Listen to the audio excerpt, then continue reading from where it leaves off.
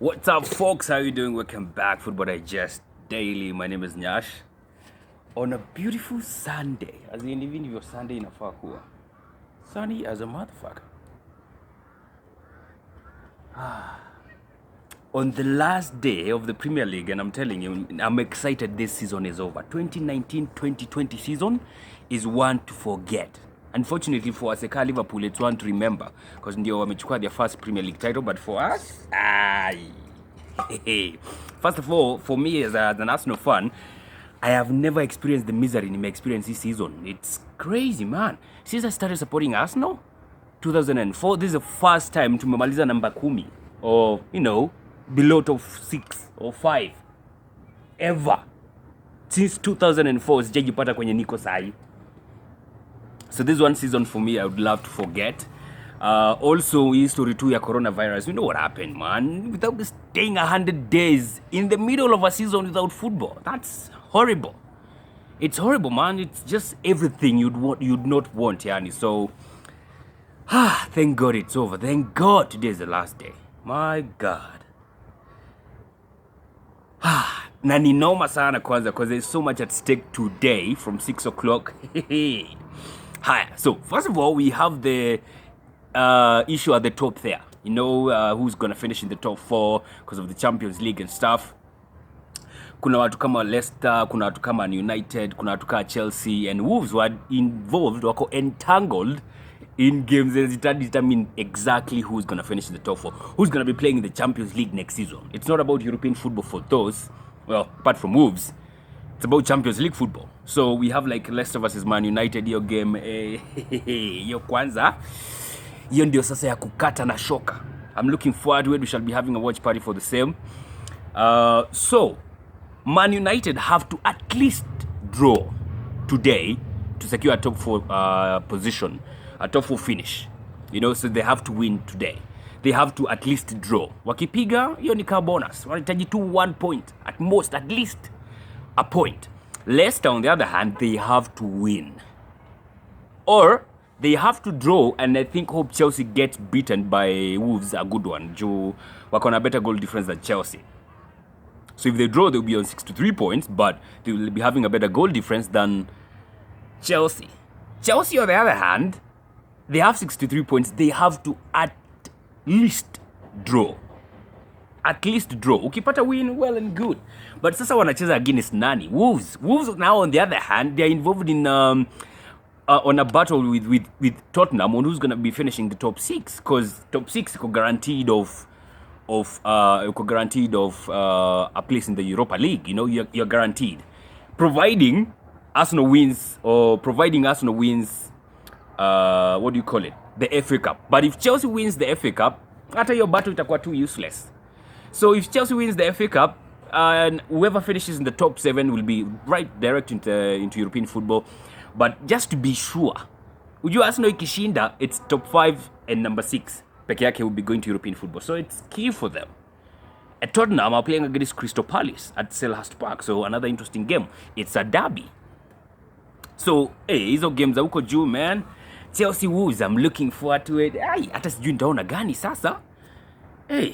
Leicester versus Man United, I'm looking forward to it. Leo ikuwe tu ni ile siku Jimmy Vardy ameamua. So if United gets beat, the only way they can get into the Champions League position is if Chelsea loses. Because they are, okay. For Man United and Chelsea, the one thing they will try to do is not get beaten. Okay, just don't get beaten. Hata toka tu na draw. It doesn't matter. Just toka huko na draw. That's the bottom line. And for a team like Chelsea, if they don't finish in the top 4, I think that will be considered a failed season for them. It had to be. It will have to be because they were in a position where they could have cemented that position. The same as Leicester City. If they don't finish in the top 4, that should be considered as a failure. It's crazy, but that's the truth. And those games, hizo games mbili zitakuwa kali sana. I'm looking forward to them. Then we have the small issue of Golden Glove, because Nick Pope and Ederson wamepelekana teke. Each has 15 clean sheets. The funny thing is, after those two, kuna like 4 other keepers with 13 clean sheets. Kuna Kasper Schmeichel, nimeona Alisson ako huko, Dean Henderson, And Rui Patricio, 4 goalies with 13 clean sheets. It's exciting. New goalkeepers have been putting in the work, huh? So Nick Pope today, his team, Burnley, is playing against Brighton. And if they beat Brighton and keep a clean sheet, he will have to share the golden glove. I think for the first time it has been shared by 2 keepers with Ederson, considering that Ederson also keeps a clean sheet. Ederson, Manchester City, his team are playing against Norwich City. Norwich City are just the worst team I have seen in the Premier League in a long time. See hawawezi funga. Hawawezi hata wakue home kwao, they cannot score to save their lives against a Manchester City side that, well, we all know what they do best is score a lot of goals. So it's going to be interesting to see what's going to happen there. So if the 2 keepers keep a clean sheet, they share the golden glove. And that would be amazing. The golden boot, well, Jimmy Vardy is leading the way, I think quite comfortably, I would say.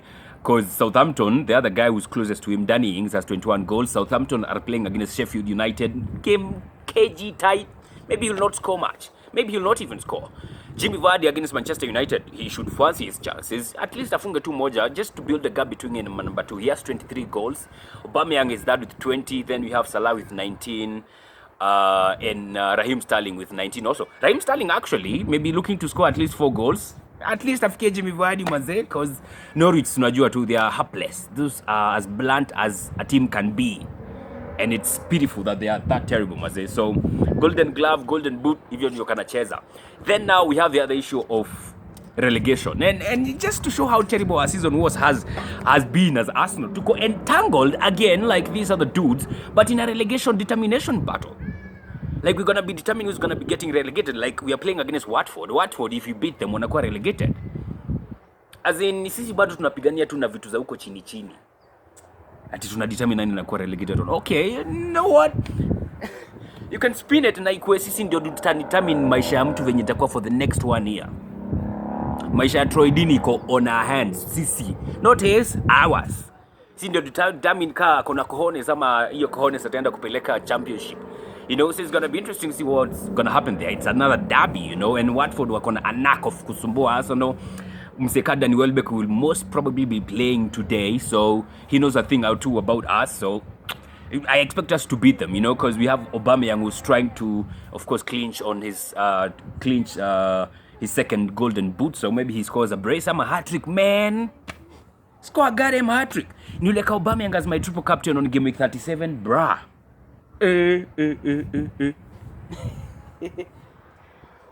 Worst mistake ameiharia mbaya. So I hope that will not be the case today. Aubameyang funga at least hat-trick hivi. Tufurahie. Ndio tuingie FA tukiwa na momentum mbaya. So that's going to be interesting. Watford versus Arsenal. Then we have West Ham versus Aston Villa. If Aston Villa wins, then they are safe. If they draw, they'll have to wait and see what will have happened at Emirates. Because if Aston Villa draws and Watford wins, Aston Villa wanaenda chini. If Aston Villa draws and Watford draws, Watford wanaenda chini. So it's crazy. The relegation fight also, it's interesting. Teams like West Ham wako safe. Hata wakikula L, unless wako philanthropic to Aston Villa, pay some lifeline in the Premier League. They have nothing to lose. They are safe. So if there are some games to watch, those would be the games to watch, because there is quite some stakes in each and every game that I've talked about. So it's the last day of the Premier League. Thank God it's over. We can move on to other things, because me as an Arsenal fan, I just want to wipe it out. Because it's been terrible, man. It's been terrible. The first time as an Arsenal fan, I have seen my club sacking a coach. As in, toka nianze kusupport Arsenal, sijaona coach akifutwa kazi. I saw it. And I was paying for his blood too, because I just wanted him out of our goddamn club. Crazy times, man. Crazy times. The first time this season, tumeona captain akibuiwa na wasee at his own home ground. Xhaka. God damn. Emery angetumaliza bwana. Jesus. It's been a terrible season. The only thing I've enjoyed about the season is working for Football Digest. Doing all the things that I've done for Football Digest. That's the only thing. Hizo zingine as an Arsenal fan, mimi alone as an Arsenal fan without working for anything. Pana. So I can't wait for next season, man. But when I say that, of course, you sound like a broken record. Because that's what Arsenal fans say. And United fans nowadays. So Even if Kuko, man. So I'm looking forward to that one. We're going to be having the watch party for the Man United versus Leicester City game. Or rather, Leicester City versus Man United. We did a watch party. I think you've seen it by now. Lakini, watu wa Man United walichorea huko sana. I don't know why. It was too one-sided. I would like it if there were some Man United fans in today's watch party. But you know, may the best team win. Me as an Arsenal fan, niko tu, man. Niko tu, mimi nangoja tu FA alafu tujue ni aje. Uko nasikia ni holiday. Whatever happens between now and 28th, I don't really care much, but of course I care cause sitaki kuona watu wakikula mainjury leo, you know. So yeah. Acha tuone kama tutabeba August. That's all for now, folks, man. Have a fantastic time. Let's meet up at 6 o'clock on the last game of the last day of 2019-2020 horrible season. Have a good one.